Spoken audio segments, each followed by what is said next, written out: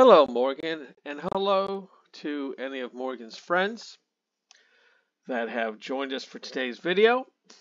And with that, we're going to continue our talk about navigating up and down the HTML tree.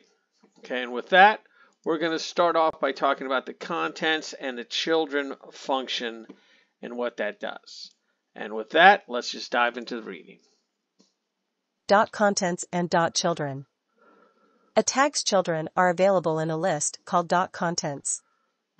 Head_tag equals soup.head. Head_tag. All right. This is what the green says what we should expect when we run the code. That's exactly what we get. All right. All right. And you remember where this came from. This is the literal inside the header tag.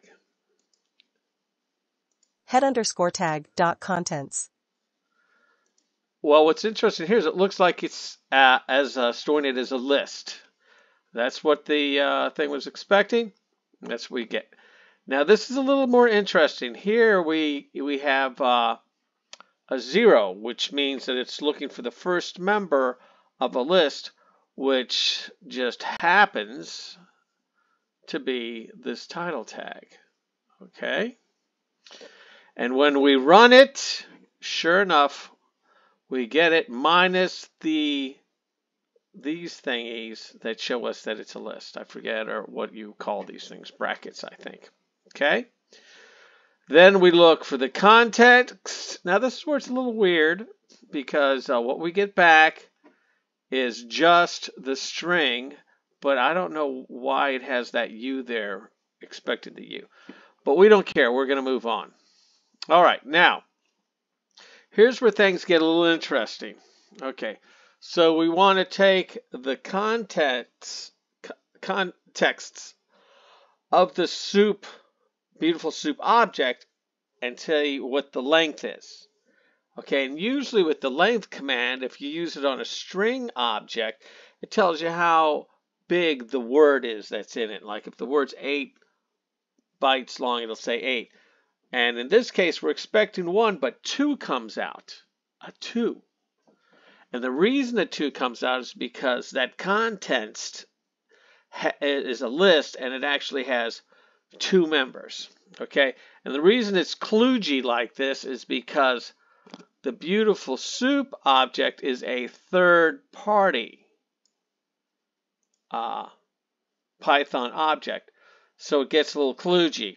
Okay, like for instance here, let's talk about it some more. When we go and actually look at what the contents are, okay, it's expecting to come out HTML, but what it really comes out is none. And the reason is because for some reason there's the first member of this list is just a bunch of blank spaces. Now if I put a 1 where the 0 is, then it would come out correctly, and we'll look at that in the output. Okay, let's go to the next one. All right, so we're going to the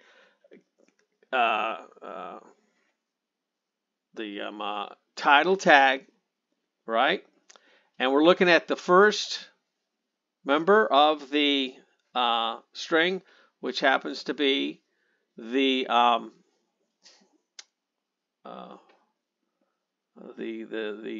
string inside the header, right? But then when we go and we look for so we move that into this text object, and then we go look at the contents on this one, and it blows up, which is what it's telling us that it's supposed to do. Okay? All right? So anyway, let's go do this reading and just to make sure I'm not missing anything. A string does not have .contents because it can't contain anything. All right, so that's why it blows up. Now let's talk about this for loop. Instead of getting them as a list, you can iterate over a tag's children using the .children generator. All right. Okay. So what happens when we go and we generate this is assuming that there's more than one string or something in this tag. And there's only one, so it only prints one, and sure enough, that's what we get. All right. Now what? Oh, look, this is a new function, the descendants. What's this all about? Dot descendants. The dot contents and dot children attributes only consider a tag's direct children. For instance, the head tag has a single direct child, the title tag. Head_tag dot contents. Hashtag title, the Dormouse's story Okay. / All right, that's what we got. But. What's this about a but? But the title tag itself has a child, the string, the Dormouse's story. There's a sense in which that string is also a child of the head tag. The dot descendants attribute lets you iterate over all of a tag's children, recursively, its direct children, the children of its direct children, and so on. For child. So that's interesting. So the title is the first child, and then underneath it has a child, which is the string inside of it.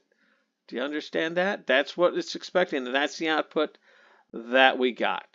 And then here's the last little bit, and again, we're going to read through it, but because of this is a beautiful soup object, and we're going to use the list function too. Okay, things get a little kludgy. Okay, all right, let's go. Come on. The head tag has only one child, but it has two descendants, the title tag and the title tag's child. The beautiful soup object only has one direct child, the HTML tag, but it has a whole lot of descendants. Len, list, soup, dot children. Number 1. Number 2. Len, list, soup, dot descendants. Number 25. Okay, and the reason these numbers are off is because of that. For some reason, it's creating that other child that we talked about before with all spaces. All right, but we're not going to worry about that for right now. Okay, now with that, we're going to finish our reading, and we're going to go take a look at the code, and then we're going to go take a look at the output and talk about that a little bit. And with that, let's go. And here we have the code. Okay, and it's just everything from the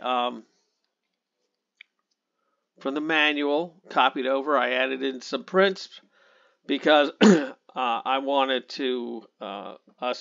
us to be able to understand the output a little bit better, so we can understand what we're seeing. All right, because we're going to talk about those two members of the list where we're only expecting one. Remember the problem with the length.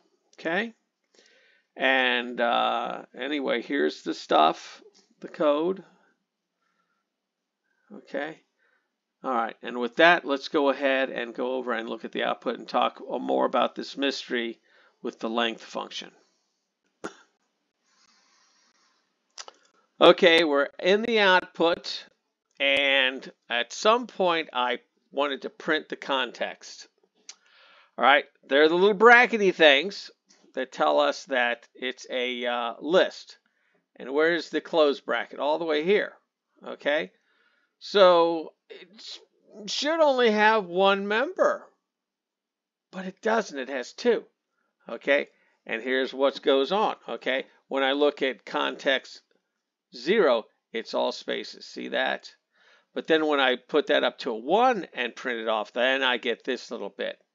Okay, and then when we do the thing where we look at the context, remember what I was saying before, when we're looking at this blank thing here, it comes out as none. No context. But when we go to 1 and look at this guy, then it comes out HTML. Okay? All right. And that's just the kludginess of the beautiful soup object. Obviously, something has changed since they wrote the manual. That's the problem with IT. Everything changes every 18 months. It's impossible to stay current on anything. And with that, my little munchkins, we are done with this video for today. Go out, have fun, try not to get in too much trouble, and we will see you in the next video.